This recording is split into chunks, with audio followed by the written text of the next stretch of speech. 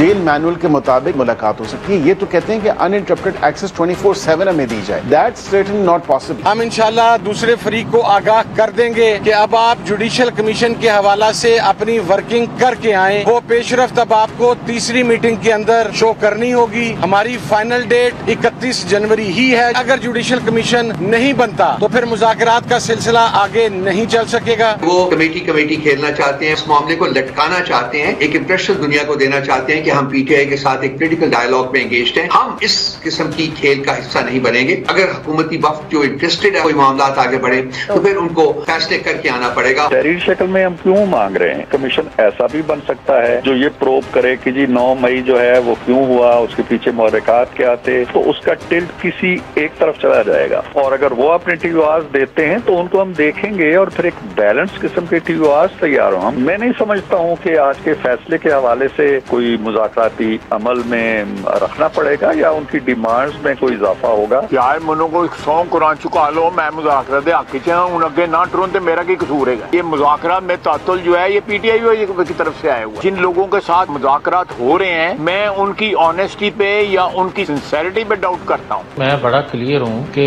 इसके लिए दबाव था, दबाव है। जहाँ से दबाव आज है यहाँ से कभी दबाव पाकिस्तान को नहीं मिला था। ये डील का तासर कौन दे रहा है? ये खुद देते हैं। किसने कहा है कि नथिया गली के रेस्ट हाउस साफ हुए, बनी गाला शिफ्ट करने लगे? हुकूमत में किसी ने कहा? खुद कहते हैं, खुद डील का तासर देते हैं क्योंकि ये सामना नहीं कर सकते। वेलकम टू न्यूज़ वाइज, मैं हूं आरिफा नूर। नाज़रीन, प्रोग्राम में सबसे पहले हम बात करेंगे पाकिस्तान तहरीक इंसाफ और हुकूमत के दरमियान जो मुज़ाकरात हैं। खुदा करके हम कह सकते हैं कि इतवार के दिन एक दफ़े फिर पाकिस्तान तहरीक इंसाफ के जो लोग थे उनकी इमरान खान साहब से मुलाकात हुई और उस मुलाकात के बाद लगा कि अब मुज़ाकरात आगे बढ़ेंगे, क्योंकि ये शर्त सी रखी हुई थी पाकिस्तान तहरीक इंसाफ ने कि बात होगी इमरान खान साहब से। जो पिछली 2 मीटिंग्स में डिस्कस हुआ है वो उनसे बात करेंगे, इजाज़त देंगे कि तहरीरी तौर पे मुतालबात देने हैं तो मामला आगे बढ़ेगा। और यही हुआ। इसके बाद फिर अब हमें ये बताया गया है कि अब हुकूमत से एक दफ़े फिर अब बात हुई है मुज़ाकराती कमेटी की और अब जुमेरात को 11 बजे जो है फिर तीसरी मुलाकात होगी या तीसरी नशिस्त होगी हुकूमत और पाकिस्तान तहरीक इंसाफ के दरमियान। अब मुलाकातें तो अब लग रहा है कि ये तसलसल जारी रहेगा, मगर हर वक्त सवाल ही उठते रहते हैं। पहले भी यही था कि ये मुलाकातें आगे बढ़ेंगी कि नहीं, मुज़ाकरात आगे बढ़ेंगे कि नहीं, क्योंकि दोनों तरफ से ही एक तरफ शकूक व शुबहात थे तो दूसरी तरफ शराइत थी। अब भी कुछ ऐसा ही मामला है। पाकिस्तान तहरीक इंसाफ को इमरान खान साहब से ये इजाज़त तो मिल गई है कि वो अब तहरीरी तौर पर जो मुतालबात हैं वो लिख के हुकूमत को दे दें, मगर अब भी यही अब बात कह रही है पाकिस्तान तहरीक इंसाफ कि अगर जल्द अज जल्द कोई कॉन्क्रीट चीज़ सामने नहीं आई, कोई जैसे जो वो कमीशंस का जिक्र कर रहे हैं, मुतालबात कर रहे हैं, अगर वो कमीशंस नहीं बनी तो फिर मुज़ाकरात जो है वो ख़त्म कर देंगे, वो इनमें से बैठना हुकूमत के साथ छोड़ देंगे। दूसरी तरफ जो पाकिस्तान मुस्लिम लीग नवाज़ है उनके भी कुछ ऐसे मेंबर्स हैं जो बहुत तनकीद कर रहे हैं अपनी हुकूमत पर ही कि वो क्यों इन मुज़ाकरात में मौजूद है। उनमें ख्वाजा आसिफ साहब भी और राना तनवीर साहब भी वफाकी काबीना के मेंबर्स हैं, बट बहुत उनको खदशात हैं पाकिस्तान तहरीक इंसाफ के साथ बैठने पे और इस पे से बात करने पे। उनके ख़याल में पाकिस्तान तहरीक इंसाफ को ट्रस्ट नहीं किया जा सकता। ये सारा मामला एक तरफ चल रहा है। अब देखते हैं कि जुमेरात तक क्या होता है। इसके साथ साथ अब ये भी बात अहम है कि पाकिस्तान तहरीक इंसाफ एक्सपेक्ट कर रही थी, पाकिस्तान तहरीक इंसाफ क्या सारा मुल्क ही एक्सपेक्ट कर रहा था कि आज अल-कादिर केस का भी फ़ैसला आ जाएगा। बहुत से लोगों ने ये भी कहा कि फ़ैसला जो है वो इमरान खान साहब के हक़ में नहीं आएगा, उनको सज़ा होगी। पर जब सबकी नज़रें आज सुबह जेल पर लगी हुई थी तो जज साहब ने मौखर कर दिया फैसला, ये कह के कि लोग नहीं पहुंचे थे कोर्ट में। इन सारे इश्यूज़ पे बात करने के लिए आज हमारे साथ मौजूद हैं वकास अकरम साहब, सेक्रेटरी इत्तलात Pakistan Tehreek Insaf. Welcome to the show sir. Sheikh साहब, सबसे पहले तो सर ऑब्वियसली आज की जो अहम बात आप लोग भी एक्सपेक्ट कर रहे थे, हम भी एक्सपेक्ट कर रहे थे कि आज अल-कादिर केस का फैसला सुना दिया जाएगा। Sir, what went wrong? आप लोग क्या सचमुच देर से पहुंचे? वॉज देयर अ मिसअंडरस्टैंडिंग कि 11 बजे आप लोगों ने पहुंचना था? जज साहब कहते हैं मैं 2 घंटे इंतजार करता रहा। सर ये कैसे ये कंफ्यूजन हो गया कि वो किसी और वक्त के लिए पहुंचे हुए थे और आप लोग 11 बजे का इंतजार कर रहे थे? देखें, आप क्या ये समझती हैं कि इतना अहम केस हो और उसमें हमारे लोग जो हैं वो देर से पहुंचे, हमारे वकला देर से पहुंचे या बुशरा बीवी देर से पहुंचे? मतलब जिस केस के हवाले से कल मैं प्रेस कॉन्फ्रेंसेस कर रहा हूँ, पूरे पाकिस्तान में पाकिस्तान तहरीक इंसाफ के लोगों ने प्रेस टॉक्स की है फैसले के हवाले से, एक्सपेक्टेशंस के हवाले से, हमें जो तशवीश थी उसके हवाले से, जो खदशात थी उसके हवाले से। उसके बाद देखें, यूजली होता ये आरफा कि ये हमें पहले 2 दफ़ा ये फैसला मौखर हुआ और हमें 1 रात पहले कोर्ट के अमले की तरफ से कन्वे हो जाता है कि जज या मौजूद नहीं है या सुबह फैसला आना नहीं है। हमें बाकायदा तौर पे कोर्ट के अमले की तरफ से 11 बजे का वक्त कन्वे किया गया था और वो सिर्फ हमें ही नहीं, आपके हर चैनल के सहाफी जो थे उन्हें भी इस बात का इल्म था। इसलिए आपने कल देखा होगा कि कल हर चैनल पे ये न्यूज चल रही थी कि 11 बजे फैसला सुनाया जाएगा। सो ऑब्वियसली ये 11 बजे का टाइम जो है वो कोर्ट के अमले की तरफ से दिया गया था और इसी हवाले से हमारे जो वकला थे वो 10 साढ़े 10 बजे अडियाला के सामने पहुंच गए, जिसमें सलमान अकरम राजा साहब भी थे। खान साहब की सिस्टर जो थी वो भी वहां पे पहुंच गई, मगर उन्हें अंदर नहीं जाने दिया। और तो और बुशरा बीबी जो को एक्यूज्ड है वो 10:45 में अडियाला जेल के दरवाजे पे मौजूद थी और पता ये लगा कि जज साहब 10 सवा 10 बजे हर चीज निपटा के खुद ब खुद घर चले गए। अल्लाह के बंदो, खुद वक्त देते हो, वो पूरे पाकिस्तान के चैनल पे चलता है, हमारे वकला और हमारे एक्यूज उसमें टाइम पे आ जाते हैं और खान साहब तो जेल अंदर मौजूद थे। सो ये जो है ये इन्होंने खुद किया है। फिर तभी तो ये गुफ्तगू भी हो रही है। माफ करिएगा आपकी बात काट रही हूँ, जरा वक्त कम है सर। तो ये गुफ्तगू भी फिर हो रही है ना कि कोई आप लोगों की क्योंकि मुज़ाकरात चल रहे हैं तो उसी की वजह से इसमें भी ताखीर की गई है। बल्कि ये सवाल भी पूछा गया आज वकला से, उन्होंने जवाब भी दिया कि इसका कोई ताल्लुक नहीं है। बट सर 2+2 तो सब कर रहे हैं इस वक्त कि इसका ताल्लुक आपके मुज़ाकरात से ही है। ये जो कुछ हो रहा है ये अब उससे हो रहा है। फिर ये मुदाखलत की बातें करते हैं। मुदाखलत ऐसी ही होती है ना। मैं ये समझता हूँ इनको अंदाजा है, एक तो ये सजा देना चाहते हैं। जो कोर्ट का माहौल और वकला जो बताते हैं वो कहते हैं लग ऐसे रहा है कि ये सजा देना चाहते हैं, जो कि बिल्कुल नाहक होगा। ये बरीयत का केस है और ये इस बात को समझते हैं कि जैसे ही इस किस्म की कोई सजा अनाउंस करेंगे वो किसी भी हायर फोरम पे, हायर कोर्ट पे जब चैलेंज होगा तो पहली पेशी पे उड़ा दिया जाएगा, क्योंकि इसके पल्ले ही कुछ नहीं है।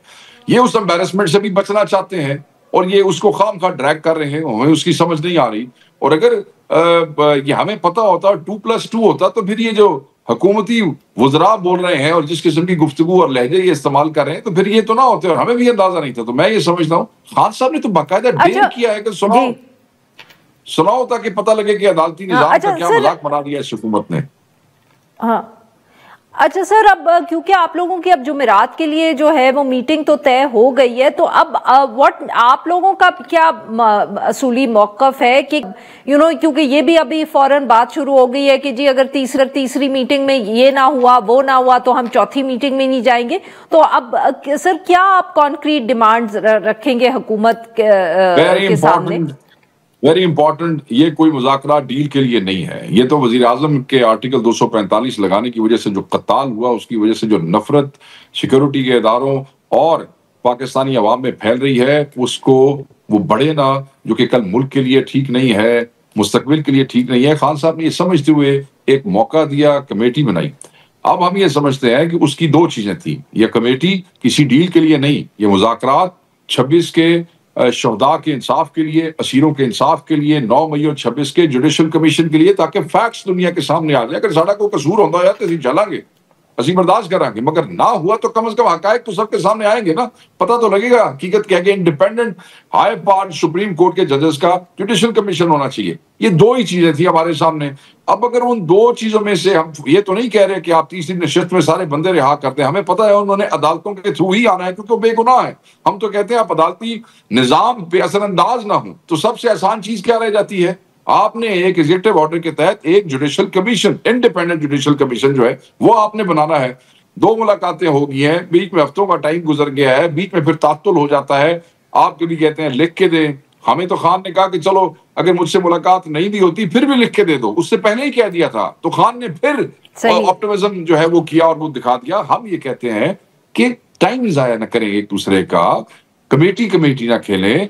हम जब वहां जाके बैठेंगे तो क्या तस्वीरें खिंचाएंगे, तो क्या चाय पिएंगे? असल चीजें ये हैं, अगर आप उस पर डिलिब्रेशन नहीं कर सकते हैं, आप वो जुडिशल कमीशन नहीं बना सकते हैं, तो फिर चौथी मीटिंग का बेसूद है, जरूरत नहीं है, होगी नहीं फिर। यानी कि शेख साहब आप ये कह रहे हैं कि अब अगली कमेटी में की मीटिंग में आप लोग राइटिंग में डिमांड्स दे देंगे और आप एक्सपेक्ट ये करते हैं कि चौथी जो आपकी मुलाकात होगी वो तब होगी जब जुडिशल कमीशन बन जाएगा। Have I got it right? बिल्कुल, यस, एग्जैक्टली। अच्छा सर, तो फिर मुझे ये बताएं कि पिछले दिनों में आपके जो एक दो लीडर्स हैं जैसे शिबली फराज साहब, वो तो ये भी कह रहे थे कि 31 जनवरी से आगे भी जा सकते हैं मुज़ाकरात। नहीं, अभी डेडलाइन 31 ही है। वो उन्होंने शायद इस तनाजुर में कहा होगा कि अगर चीजें पॉजिटिव सेंस में चल पड़ती हैं और हमें एक्शन नजर आ जाता है तो फिर खान साहब के सामने दोबारा रखी जा सकती हैं चीजें कि आप डेडलाइन बढ़ा दें, बट वो नहीं। अब खान साहब ने कहा है वही डेडलाइन है और ये मामला किसी तरीके से चलेगा। हमें सीरियसनेस जो है उस पर बड़े क्वेश्चन मार्क्स हैं। बिल्कुल ठीक। अच्छा सर, शेर अफजल मरवत साहब के हवाले से आप लोगों ने फिर शो कॉज नोटिस इशू किया है, इसकी कोई हमें बैकग्राउंड, कोई तफसील बताएं कि व्हाट इज द मैटर, और क्या ये खान साहब के कहने पे अब सब हो रहा है? देखें, ये जो शो कॉज नोटिस है वो सोशल मीडिया पे मीडिया के पास मौजूद है, सेल्फ एक्सप्लेनेटरी है। वो जो पार्टी के जिन जिम्मेदारान ने दिया है वो शायद समझते हैं कि पार्टी की लाइन और पार्टी के जिम्मेदारों के हवाले से जो गुफ्तगू है उस पर कोई बात हुई है, उसमें मैंने पढ़ा है। तो वो उनके पास वक्त है, वो पार्टी के MNA है, पार्टी के मेंबर है, he will respond on that, और उसके बाद वो लोग उस पर अपना जो भी एक्शन लेंगे। जी सर, बट ये इज दिस समथिंग जो को कमेटी ने डिसाइड किया है या ये इमरान खान साहब से इजाजत लेके या उनके कहने पे ये शो कॉज नोटिस इशू हुआ है? देखिए जी, किसी MNA के हवाले से शो कॉज देना उस पे ये इमरान खान साहब की मर्जी के बगैर जो है मुमकिन नहीं है इस पार्टी में। बहुत बहुत शुक्रिया सर, आपने हमारे लिए वक्त निकाला। नाज़रीन, यहाँ पर किसी ब्रेक को, जब हम ब्रेक से वापस आएंगे तो हम तफसील से बात करेंगे जो आज ये सारा कोर्ट का मामला हमारे सामने आया और साथ में जो मिलिट्री कोर्ट्स की भी प्रोसीडिंग्स चल रही हैं सुप्रीम कोर्ट में।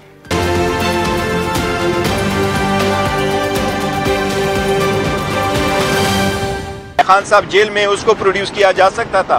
बुशरा बीबी अनरवे, उसने भी वहाँ पेशी होना था, लेकिन जज साहब ने पहले से उन्होंने डेट दे दी। ये फैसला जज साहब ने अपनी मर्जी से डेट डाल करके आगे मौखर किया है, किसी भी डील का नतीजा नहीं है। ये 190 मिलियन पाउंड का जो स्कैंडल है, ये पाकिस्तान की तारीख का सबसे बड़ा मेगा करप्शन केस है। कभी एक उज़र, कभी दूसरा उज़र, बीच में कभी वकील चेंज कर लेना। तो ये जो ताखीरी हरबे इस्तेमाल करने की रिवायत है अदालती केसेस के अंदर, इस पे बानी चेयरमैन PTI ने तो मेरा ख्याल है PhD की भी है। आज इमरान खान बिल्कुल खुश नहीं होंगे, वो इस चीज पे अपसेट होंगे। हम तंग आ गए डील का लफ्ज सुन के। ऐसी घसीटा जा रहा है इस केस को, सजा सुनाओ ताकि हम ये केस हाई कोर्ट में लेकर जाएं। अगर कोई ये तासुर देना चाहता है कि इस मुज़ाकरात की वजह से फैसला मौखर किया गया है तो बिल्कुल ये गलत है। खान साहब बिल्कुल वाज़ेह है, हम कोई डील नहीं करेंगे। ये डील का तासर कौन दे रहा है? ये खुद देते हैं। फैसला आज हो या कल, फैसला 2+2 है। ओपन एंड शट केस है। रियासत का ये फैसला है। पाकिस्तान की सबसे बड़ी डकैती, ये किसी की जात का मामला नहीं, ये पाकिस्तान का मामला है। इस पे किसी किस्म की माफी या NRO का सवाल ही पैदा नहीं।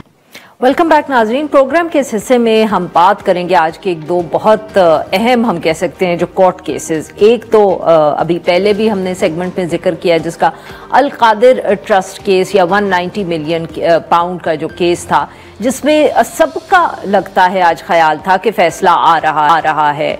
गुज़िश्ता रोज़ सारा दिन TV चैनल्स पर यही बात होती रही, बार बार बताया गया 11 बजे फैसला आएगा। बहुत से लोगों ने तो हमें ये भी बता दिया कि फैसला किस नौयत का आ सकता है, मगर आज सुबह पता चला कि जज साहब ने एक दफ़े फिर फैसला नहीं सुनाया और उन्होंने केस को मौखर कर दिया। और इसकी वजह उन्होंने ये बताई कि वो 8:30 बजे अदालत पहुंच गए थे और पाकिस्तान तहरीक इंसाफ से और जो अक्यूज्ड भी हैं उनमें से कोई भी नहीं पहुंचा। 2 घंटे जज साहब जो हैं उन्होंने इंतज़ार किया और उसके बाद वो थक के चले गए। इसको अब वो 17 जनवरी को ये फैसला सुनाएंगे। पाकिस्तान तहरीक इंसाफ का मौक़िफ़ अब ये है कि उनको तो मालूम ही नहीं था, उनको 11 बजे का वक्त दिया गया हुआ था। 11 बजे जो थे वो सब जब वहाँ पहुँचने की कोशिश कर रहे थे तो पता चला कि जज साहब जो हैं वो नाराज़ होके जा चुके हैं। और दूसरी तरफ हम बात करेंगे जो सुप्रीम कोर्ट में एक बहुत अहम केस जो है उसकी समाअत हो रही है और वो है मिलिट्री कोर्ट्स के हवाले से जो आईनी बेंच सारा मामला देख रहा है। कुछ दिन से ये प्रोसीडिंग्स या समाअत जो है वो जारी है और बार बार जजेस जो हैं वो बहुत सवाल कर रहे हैं। आज भी मंदोखेल साहब जो हैं उन्होंने सवाल किया है कि सिविलियन का जो मिलिट्री ट्रायल होता है क्या वो कोर्ट मार्शल कहलाता है। मुसरत हिलाली साहिबा ने पूछा कि कोई आर्मी ऑफिसर अगर आइन को मुअत्तल करता है तो उसकी क्या सज़ा होती है। इस तरह के उन्होंने सवाल किए हैं और जिस पे जवाब जो थे वो लॉयर्स दे रहे थे, ख़ास तौर पे ख्वाजा हारिस साहब जो गवर्नमेंट को रिप्रेजेंट कर रहे हैं। ये इन सारे इश्यूज़ पे बात करने के लिए आज हमारे साथ मौजूद हैं साकिब बशीर, हमारे कॉलीग भी हैं, सहाफ़ी हैं, बहुत गहरी नज़र रखते हैं कोर्ट अफेयर्स पे। और हमें ज्वाइन किया है हसन रजा पाशा साहब ने, माहिर कानून है। Welcome to the show gentleman. जी साकिब साहब, आपसे गुफ्तगू का आगाज करेंगे। 190 मिलियन केस, सर ये 11 बजे के किसने शोशा छोड़ा? जज साहब 2 घंटे बेचारे इंतजार करते रहे। अच्छा, 11 बजे के वाले से रात को ना मेरी बात हुई थी। खालिद यूसुफ एडवोकेट हैं, ये कोऑर्डिनेट करते हैं। कोऑर्डिनेट इस लिहाज से कि क्योंकि बुशरा बीबी पेशावर से और इनके वकील जो सलमान सफदर हैं, लीगल टीम लाहौर से आती थी पहले भी। अच्छा। तो ये कोऑर्डिनेट कर लेते थे कोर्ट से कि हमारे वकील इतने टाइम पे पहुंच जाएंगे, तो अदालत अगर अलाउ करती है पीटीआई के लिए। तो रात को भी मैंने इनसे पता किया तो उन्होंने कहा कि 11 बजे का टाइम जो है वो दिया गया है और सुबह फिर सिचुएशन टोटल डिफरेंट जो है वो हमें नजर आई। दोबारा मैंने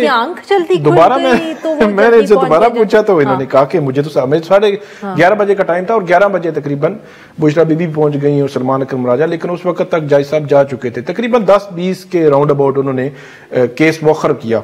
अब एक और चीज मैंने पूछी जो उस्मान गिल हैं जो ट्रायल के दौरान पेश हुए, मैंने कहा कब ये केसेस की समाअत होती रही है? तो जो सहाफी भी हैं बाकी लोग कहते हैं 10 के बाद ही समाअत होती रही है हमेशा से। अच्छा, और 10 से पहले एहतसाब अदालत का टाइम जो है वो 9:30 बजे है। हम खुद जाते हैं ना वहां भी 9:35, 40, 45 बाज़ औक़ात हो जाते हैं, मतलब 9:45 बज जाते हैं। तो 8:30 मेरे लिए वैसे थोड़ा सा हैरान कौन था। लेकिन एक चीज है कि जितनी 23 दिसंबर 2 दिन पहले ट्वीट, फिर 23 दिसंबर डिले, फिर मौखर 6 जनवरी से पहले ट्वीट और मौखर, और आज फिर मतलब रात से इसे इतनी पोलराइजेशन है। मेरा ये ख्याल है कि एक तो ट्वीट, अब ट्वीट साहब भी देख रहे हैं जिनकी ट्वीट्स आती हैं वही काम अगले दिन जो है वो हम कोर्ट में देखते थे 6 जनवरी और 23 दिसंबर को। और जो अब है मामला, अब हसन रजा पाशा साहब भी एग्री करेंगे कि एक अक्यूज जेल में है, वो आ रहा है कोर्ट में नहीं आ रहा, साइड पे कर दें। एक जो है वो उसने पूरा ट्रायल जो है वो अटेंड किया है, तो उसकी अपसेंट में भी आप फैसला सुना देते, जो भी मतलब फॉर एग्जांपल फैसला होता कि इमरान खान साहब को इतनी सजा, बुशरा बीबी को इतनी सजा, तो इमरान खान बेशक अपने बैरक में भी थे तो सजा पे इंप्लीमेंटेशन तो हो जाती, तो शुरू हो जाती, और बुशरा बीबी आती। तो सर अगर आप इजाजत दें तो ये इशू, हसन रजा साहब आपने सुनी साकिब बशीर साहब की बात, सर आप इत्तफाक करेंगे कि ये जो मतलब कि इस बात पे मौखर कर देना कि कोई कोर्ट में मौजूद नहीं था कि इसके बगैर भी गुजारा हो सकता था? बिल्कुल, इसमें 2 चीजें हैं। एक तो ये है कि डिसीजन के लिए अगर कोर्ट ने 11 बजे का टाइम दिया इन ब्लैक एंड वाइट, अगर समझा जाए कि वाकई उन्होंने पार्टीज को 11 बजे का इंटीमेट किया, फिर तो 11 बजे तक उनको वेट करना चाहिए था। अगर टाइम नहीं दिया तो फिर यही प्रिज्यूम किया जाएगा कि कोर्ट टाइम 9 बजे से शुरू होता है और शाम को 4 बजे तक, तो जो अक्यूज पर्सन्स हैं उनको 9 से पहले कोर्ट में मौजूद होना चाहिए। ये एक ना सिर्फ प्रिजम्पशन है बल्कि एक प्रैक्टिस भी है कि तारीख दी जाती है और तारीख में टाइम नहीं दिया जाता, बल्कि वो तारीख का मतलब ये है कि you are suppose to be there at 9 AM। तो अब अगर इसमें स्पेसिफिकली डेट टाइम दे दिया गया तो फिर जज साहब को टाइम का उस टाइम तक वेट करना चाहिए था। और तीसरी बात, साकिब साहब ने बिल्कुल दुरुस्त फरमाया कि अगर आपने अनाउंसमेंट करनी है, हो सकता है बरी करना है या हो सकता है सजा देनी है, दोनों सूरतों में आप अगर तो मुल्जमान किसी वजह से नहीं पहुंच सकते कोर्ट में और आपको ये यकीन हो चला है कि ऐसे अनटूवर्ड इंसिडेंट हो चुका है कि जो जेल में है वो भी नहीं आ सकता, जो बाहर है वो भी नहीं आ सकते, कोई ऐसा वहां पे सिस्टम हो गया, इमरजेंसी हो गई है, तो आप उनको इन एब्सेंशिया भी आप सजा दे सकते हैं या बरी भी कर सकते हैं। कोई कदम नहीं है कि वो लाजमी मौजूद हों और आप करें। तो sir very quickly would you like to venture a guess कि ये क्यों जज साहब ने आज ऐसा रवैया इख्तियार किया? Very quickly sir, 30 seconds. देखिए, रूटीन में तो ये होता है कि हम बतौर वकील ये बता सकते हैं कि ट्रायल कोर्ट्स 3-3, 4-4, 6-6 तारीखें भी ऑर्डर के लिए दे देती हैं। ये कोई हमारे लिए बतौर वकील इस सिस्टम का हिस्सा होने के हैसियत से मैं ये कहूँगा कि ये कोई नई चीज़ नहीं है, ये होता चला जा रहा है। लेकिन जो इस केस की इंपॉर्टेंस है और जिस तरीके से हाइप क्रिएट हुई है कि एक फरीक कहता है कि जनाब ये तो सुना ही नहीं सकते, ये तो सजा हो ही नहीं सकती, ये बरी का केस है और जज को जुर्रत नहीं है, और दूसरा जो है फरीक कहता है कि नहीं ये तो ओपन एंड शट केस है, ये तो सजा का केस है। तो मेरा ख्याल ये है कि जज साहब को इन दोनों को सुने बगैर अपनी कन्वीनियंट डेट पे इनको जो जजमेंट है वो अनाउंस कर देनी चाहिए, लंबा नहीं करना चाहिए अब इसको। बिल्कुल ठीक सर, बिल्कुल सही। जी नाज़रीन, यहाँ पे लेते हैं हम एक छोटी सी ब्रेक, और जब हम ब्रेक से वापस आएंगे मिलिट्री कोर्ट्स के हवाले से बात करेंगे।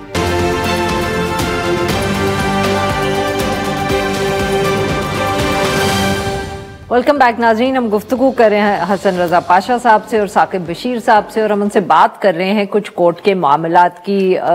अलकादिर ट्रस्ट केस तो हमने डिस्कस कर लिया, बट मिलिट्री कोर्ट्स के हवाले से भी बहुत अहम समाअत हो रही है आईनी बेंच के सामने। साकिब साहब, जजेस तो बहुत सख्त सवाल कर रहे हैं सर, क्या इससे हम ये समझ सकते हैं कि शायद फैसले में कोई इतना मिलिट्री कोर्ट्स के हक में ना आए? बिल्कुल, अभी तक की जो समाअत बता रही है वो तो उसी तरफ जा रही है, बल्कि वो क्या कहते हैं कि जैसे जमाल खान बंदूखेल बहुत सवालात कर रहे हैं, तो उन्होंने एक दिन ख्वाजा हारिस को कहा कि आपके दलाइल तो बड़े अच्छे हैं लेकिन आप मुझे मुतासर नहीं कर सके अभी तक। तो बज़ाहिर लगता है साहब के बारे में लोग ये भी कहते हैं कि उनके सवालात कुछ होते हैं और जजमेंट्स कुछ और होती हैं। हाँ, ये भी चीज़ है। आज जो बड़ी अहम चीज़ सामने आई वो ये थी कि जो बेंच है सुप्रीम कोर्ट का, कि जो अभी रिसेंटली जजमेंट्स दी गई हैं सिविलियंस के केसेस में, तो वो क्या देख सकते हैं या नहीं देख सकते, इस पे उनके रिमार्क्स आए, तो उन्होंने कहा हाँ हम देख सकते हैं। अच्छा, तो मेरा ये मिलिट्री कोर्ट्स की जजमेंट्स हैं, वो जजेस ने कहा कि हम देख सकते हैं। इन्हीं बेंचेस के जजेस ने कहा कि हम देख सकते हैं। मेरा ये ख्याल है कि वो ख्वाजा हारिस ने जो दलाइल दे रहे हैं वो जजमेंट्स मंगवा लें। उन्होंने कहा हम ये भी देखेंगे कि वहाँ पे जो एविडेंस प्रोड्यूस किए गए, वहाँ पे जो गवाह थे प्रोड्यूस किए गए, उनका जो कानूनी जो प्रोसेस होता है वो फिलफिल किया गया या नहीं, और जजमेंट क्या है। तो मेरा ये ख्याल है कि ये सारी चीज़ें मंगवा लें और ये देख लें, तो इनको समझ आ जाएगी कि मिलिट्री कोर्ट्स में सिविलियंस के ट्रायल होने चाहिए या नहीं तो होने सर चाहिए। वो अभी डिस्कस करें, आज उन्होंने मांगी भी है, मतलब कि नहीं, अभी डिस्कशन चल रही है। अच्छा। अब देखें, वो क्योंकि ख्वाजा हारिस कह रहे थे कि एक जजमेंट आपको दे देते हैं, तो मेरे लिए थोड़ा सा हैरान कौन था कि जजमेंट जब आती है, हमने तो ये सुना था कि वो एक पब्लिक डॉक्यूमेंट होता है, उस पर तो देख के खुल पे बात भी हो सकती है। तो यहाँ जजमेंट आ चुकी है, वो कहते हैं नहीं हम एक देंगे, जो 65 या 85 जो है वो आई है। तो ये अजीब ही लगा मुझे कि एक क्यों देंगे, आप सारी दे दें। फिर तो वो क्या अगली समाअत तक, यानी कि कल आ जाएगी वो एक जजमेंट? मे बी उनकी तरफ से पेश की जाए। फिर एक और जो इम्पोर्टेंट सवाल था कि ये जो सिविलियंस की हवालगी होती है मिलिट्री कस्टडी में जब जाते हैं, तो मजिस्ट्रेट किस बुनियाद पर करता है? इस क्वेश्चन पे मेरा ख्याल में आईनी बेंच कोई ना कोई कुछ करेगा, करना चाहिए कि अब जब मजिस्ट्रेट के पास आता है तो मजिस्ट्रेट ने स्पीकिंग ऑर्डर पास करना है, उसमें रीजनिंग देनी है कि अगर कोई कमांडिंग ऑफिसर कह रहा है कि हमारी कस्टडी में इसको दें, तो मजिस्ट्रेट वहां पे सेटिस्फेक्शन उसकी होगी और वो रीजनिंग भी इतनी सॉलिड हो कि वो बनता है कि दे दे, वगरना वो ना दे सके। क्योंकि जब से ये केस चल रहा है, बेंच ये मांग रहा है कि जो मजिस्ट्रेट जिन्होंने हवालगी के ये ऑर्डर्स दिए, वो जो स्पीकिंग ऑर्डर्स है वो हमें दिखाएं तो सही, वो अभी तक नहीं दिखाए गए। तो बहुत सारी चीजें ऐसी हैं जो अभी तक जो मिलिट्री की कस्टडी से लेकर जजमेंट से लेकर वो सामने भी नहीं आई और सवालात आ रहे हैं। तो ऐसे लगता है कि जो मिलिट्री कोर्ट में सिविलियंस के ट्रायल वाला मामला बरकरार रह नहीं सकेगा मेरे ख्याल में। पाशा साहब, आपने सुनी साकिब साहब काफी मतलब कि कंसिडरिंग कि अभी समाअत जारी है, मेरे ख्याल में उन्होंने एक बहुत बड़ी बात कर दी है कि उनके ख्याल में ये रह नहीं सकेगा, कहीं ना कहीं ये जो फैसला आएगा ये मिलिट्री कोर्ट्स के खिलाफ ही जाएगा। आप इत्तेफाक करेंगे सर, या इतनी बड़ी बात शायद आप ना करना चाहें? देखिए, like to be more careful. ये साकिब का जो ओपिनियन है वो जजेस की जो ऑब्जर्वेशन है मुसलसल आ रही है इस समाअत के दौरान, उसकी बेस पे है। ठीक है, इनको हक हासिल है, कर सकते हैं प्रिज्यूम। शायद मैं बीइंग स्टूडेंट ऑफ लॉ शायद ना कर सकूं कि मामला सब जुडिस है और मैं ये कहूं कि ये आएगा, लेकिन एक जो सहाफ़ी है वो अपना ओपिनियन फ्रेम कर सकता है कि जनाब ये है। तो लिविंग असाइड दिस थिंग, एक दो चीज़ें बड़ी इंपॉर्टेंट है इसमें। एक तो मैं ये समझता हूँ कि मैं being member Pakistan bar council, हमारा ये स्टैंस डे वन से रहा है कि सिविलियंस का ट्रायल मिलिट्री कोर्ट्स नहीं कर सकती और ना ही उनको करना चाहिए। बड़ा वाज़ेह स्टैंड है इस हवाले से। अब आप देख लें कि अगर इसी एनालॉजी को लेके हम पीछे 21वीं तरमीम की तरफ जाएं तो वहां पे आपको क्यों जरूरत महसूस पड़ी कि आप आइन में एक अमेंडमेंट करा के मिलिट्री कोर्ट्स में सिविलियंस का ट्रायल कराने जा रहे हैं। बेशक वो दहशतगर्द है, तो वहां पे सनसेट क्लास थी 1 साल के लिए, लेटर ऑन उसको एक्सटेंशन होगी 2 साल के लिए और फिर वो खत्म हो गई। वो सिर्फ उस हद तक थी जो कि एपीसी के तहत एपीसी स्कूल में दहशतगर्दी में मुआवन थे या मददगार थे या उसमें डायरेक्टली और इनडायरेक्टली इन्वॉल्व थे, वो तो होगी उनकी हद तक बात। तो आज बगैर अमेंडमेंट किए आप किस तरीके से सिविलियंस को मिलिट्री कोर्ट्स की तरफ रिज्यू कर रहे हैं, ये भी एक क्वेश्चन है और ये बड़ा इंपॉर्टेंट है कि अगर ये ठीक है आपका एक्ट तो फिर वो गलत था, आपको आइन में अमेंडमेंट नहीं करानी चाहिए थी। अगर वो ठीक है तो फिर ये गलत है। दोनों में से एक चीज को तो आप ठीक और दूसरी को गलत कहेंगे।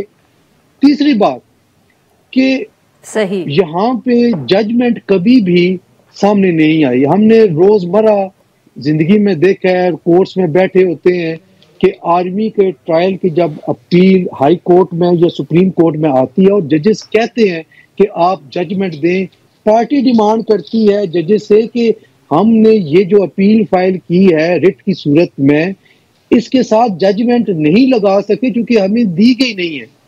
तो मैक्सिमम जो डॉक्यूमेंट उनको दिया जाता है वो एक सफे पे 5-6 लाइनें होती हैं कि जिसमें लिखा होता है here by convicted such and such such and such, that's all. ना किसी एविडेंस को डिस्कस कर होते हुए वहां देखा है, ना कानूनी शहादत के तमाम जो असूल ज़वाबित हैं उन पे अमल दरामद होते हुए देखा है। बहरहाल ये अब आज सुप्रीम कोर्ट ऑफ पाकिस्तान की माफ करिएगा जी बिल्कुल sir, we running out of time. Saqib साहब कुछ कहना चाह रहे, 30 सेकंड सर। इसमें जो बेंच, जब जस्टिस याजुल हसन की सरबराही में बेंच सुन रहा था तो अटॉर्नी जनरल ने एक स्टेटमेंट दी थी कि जो भी वहां पे जजमेंट्स आएंगी वो रीजनिंग होगी, स्पीकिंग ऑर्डर्स होंगे, सारा कुछ होगा। मतलब वो कहाँ गया अटॉर्नी जनरल की बात पे मेरे पता नहीं जजेस क्या हम जैसे लोग तो अब संजीदगी से नहीं लेते। हम बात कर सकते हैं, लेकिन पाशा साहब इससे एग्री करेंगे कि अटॉर्नी जनरल सबसे बड़ा लॉ ऑफिसर, सुप्रीम कोर्ट सबसे बड़ी अदालत के सामने खड़े होकर छोटी जजमेंट्स आएंगी जो मिलिट्री कोर्ट से नहीं, उन्होंने कहा कि फेयर ट्रायल सब कुछ पूरे होंगे चीजें, तो वो हमें कहीं नजर नहीं आया। तो अटॉर्नी जनरल भी नजर नहीं आ रहे वैसे आजकल। जी पाशा साहब, आप अटॉर्नी जनरल साहब की कमिटमेंट पे कुछ कहना चाहेंगे? देखिए, अटॉर्नी जनरल साहब ने जो commitment being principal law officer of the state दी है, तो वो यकीनन उन्होंने जो स्टेट के जिम्मेदारान हैं उनसे कंसल्ट करके दी होगी, क्योंकि वो खुद तो प्रोसिक्यूटर जो उनको कहा गया वो कह दे। बहुत बहुत शुक्रिया हमारे दो मेहमानों का, उन्होंने ये वक्त निकाला। नाज़रीन, यहाँ पे लेते एक छोटी सी ब्रेक, जो हम ब्रेक से वापस आएंगे तो हम बात करेंगे जो एफबीआर के टैक्स कलेक्ट करने के प्लान्स हैं, वो प्लान्स पूरे होंगे कि नहीं। खर्चे एफबीआर ने पहले ही शुरू कर दिए।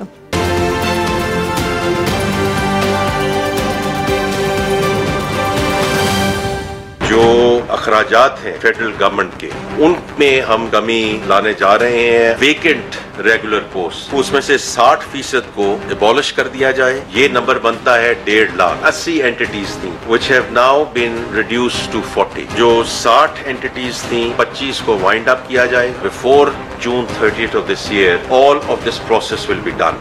वेलकम बैक नाज़रीन। प्रोग्राम के आखिर में हम जिक्र करेंगे हमारी हुकूमत और वो जो मईशत को ठीक करने के लिए कोशिशें कर रहे हैं। एक तरफ तो हमें बताती थकती नहीं हुकूमत के वो कितनी मेहनत कर रहे हैं मईशत के लिए, किस तरह उन्होंने राइट साइजिंग शुरू कर दी है, कितनी वो मेहनत करते हैं। और फिर साथ में ये भी पता चलता है कि FBR ने हमारे ऊपर टैक्सेस इतने लगा दिए मगर अपना रेवेन्यू टारगेट उनसे पूरा नहीं हो रहा। मगर इस रेवेन्यू टारगेट को पूरा करने के लिए अब FBR ने यह फैसला किया है कि वो उनको 1000 नई गाड़ियों की जरूरत है जिसकी लागत 6 अरब रुपए से ज्यादा होगी। इस सारे मामले पे बात करने के लिए हमारे साथ मौजूद है अशरफ, सीनियर सहाफी द न्यूज से हमें ज्वाइन कर रहे हैं। Welcome to the show sir. जी अशरफ मलखम साहब, बताइए कि ये क्या मामला है। एक तरफ टैक्स रेवेन्यू पूरा नहीं होता, खर्चे हमें बताए जा रहे हैं कि हुकूमत अपने कम कर रही है, और 1000 नई गाड़ियां। जी थैंक यू वेरी मच मुझे शो में बुलाने के लिए। जी बस हुकूमत जैसा कि आपने कहा कि हमेशा से मईशत को ठीक करने की कोशिश करती है और इतनी सख्त मेहनत करती है कि हर हुकूमत की कोशिश करते करते थक जाती है। जब थक जाती है फिर वो छोड़ देती है इस काम को। नहीं सर, हम भी थक जाते हैं, सिर्फ वो नहीं थकते। नहीं, फिर नई हुकूमत आती है फिर से शुरू करती है, नए सिरे से एक्सरसाइज शुरू होती है। अभी जब एक IMF की तरफ से प्रेशर आया कि IMF जो कहना है उसका कि रिफॉर्म्स लाई जाए FBR में, उसके लिए उन्होंने FBR के ट्रांसफॉर्मेशन मंसूबा बनाया। उस मंसूबे के तहत 35 अरब से शायद इस तरह की रकम भी एलोकेट होगी। और इतनी जल्दी से मंसूबा बना, उस पर अमल दरामद का पहला मरहला जो वो गाड़ियों से शुरू हुआ। जैसा कि आपने अभी सुनवाया कि अभी तो फाइनेंस मिनिस्टर साहब ने कहा 150 पोस्ट जिनमें ज्यादातर ऐसी पोजिशन हैं जो छोटे दर्जे के मुलाजिमीन की, वो अगले बजट में अबॉलिश करती जाएगी। मकसद उसका ये होगा कि हुकूमत की बचत हो सके, हुकूमत के अखराजात कम हो सके। साथ ही ये 6 अरब रुपए की नई गाड़ियां हम खरीद रहे हैं। अब इसमें भी हमें एक डुप्लीकेशन ना कहें बल्कि तजाद नजर आता है कि एक तरफ तो हुकूमत कह रही है कि हम केसलेस कारकर्दगी दिखाने जा रहे हैं FBR की, कि FBR के टैक्स हुकाम है उनका और टैक्स पेयर का आमना सामना नहीं होगा। तो दूसरी तरफ टैक्स हुकाम को गाड़ियां दी जा रही हैं कि ज्यादा से ज्यादा पहुंचा जाए टैक्स दहिंदगान तक, उनके जो कारोबारी मराकज़ हैं, इंडस्ट्री या सनत है वहां तक पहुंचा जाए। एक मुझे ये चीज समझ नहीं आती कि टेक्नोलॉजी का इस्तेमाल हम क्यों नहीं करते। इतने ही पैसे लगाकर हम टेक्नोलॉजी की मदद से टैक्स जो हो रहे हैं टैक्स के नेट में नहीं है उन तक क्यों नहीं पहुंचे, जो तो सबसे आसान काम है, दफ्तर में बैठकर हो सकता है, कम खर्च से हो सकता है। उसको छोड़ के हम इस महंगे मंसूबे की तरफ क्यों जा रहे हैं। जी ना सिर्फ एक तो सर ये बताइएगा कि ये जैसे आपने कहा कि ये कैबिनेट में अप्रूव हुआ है, तो क्या जब कैबिनेट में ये अप्रूव हुआ तो ना वजीर आजम साहब को ना उनकी पूरी काबीना को ये जो जिसको आप कह रहे हैं ना ये जो खुले तजाद हैं जैसे सोहेल वड़ाइद साहब कहते हैं, ये नजर नहीं आए या किसी ने सवाल नहीं उठाया? ये तजाद तो नजर आते हैं, लेकिन जब जो टैक्स ऑफिशियल्स हैं जिन्होंने जो मनसूबा बनाया, जब भी कोई टैक्स इस्लाहात की बात होती है, FBR को बेहतर करने की बात होती है, तो FBR हुकाम की, FBR एहलकारों की जो पर्क्स एंड प्रिविलेज है वहीं से शुरू होती है। क्या इससे पहले जो पर्क्स इनके पास नहीं थी? जहां तक मेरी इतला है कि FBR के फील्ड ऑफिसर जो ग्रेड 16 के उनका पहले से जीप्स मौजूद हैं, अच्छी खासी हालत में मौजूद हैं, बेहतर कंपनी की जीप्स हैं उनके पास। ग्रेड 17 के पास तो इससे भी ज्यादा अच्छी गाड़ी है। फिर FBR के फील्ड ऑफिसर्स हैं, कस्टम्स के इनकम टैक्स के उनको और फैसिलिटी होती है कि FBR जो नॉन कस्टम पेड गाड़ियां पकड़ता है वो उनको दी जाती हैं, सस्ती उनको फरोख्त भी की जाती है और फील्ड में इस्तेमाल के लिए भी की जाती है। जब वो गाड़ियां मौजूद हैं बेहतर हाल में, ज्यादा के ज्यादा इम्पोर्टेड गाड़ियां होती हैं, जैपनीज गाड़ियां होती हैं या दूसरे बाहर के ममालिक की होती हैं जो हमारी गाड़ियों की नस्ल बेहतर हैं, वो गाड़ियां FBR की अपनी प्रॉपर्टी पड़ी होती है। टॉप से लेकर नीचे तक वो अयाशियों के लिए इस्तेमाल होती है। हर बड़े दफ्तरों को गाड़ियां तोहफे के तौर पर भिजवाई जाती हैं, हर आने वाले मिनिस्टर को वो गाड़ी भिजवाई जाती है। मेरी बहुत मुसद्दका इतला है कि मौजूदा फाइनेंस मिनिस्टर को भी V8 ऑफर की गई थी जो उन्होंने इनकार कर दिया था लेने से। हर मिनिस्टर को V8 गाड़ी का तोहफा FBR की तरफ से दिया जाता है। उसके बावजूद अगला जो मनसूबा शुरू हुआ वो 1000 गाड़ियों की खरीदारी से शुरू हुआ है। बहुत बहुत शुक्रिया सर, आपने हमारे लिए वक्त निकाला। नाज़रीन आज इतना ही। Will be back tomorrow at the same time.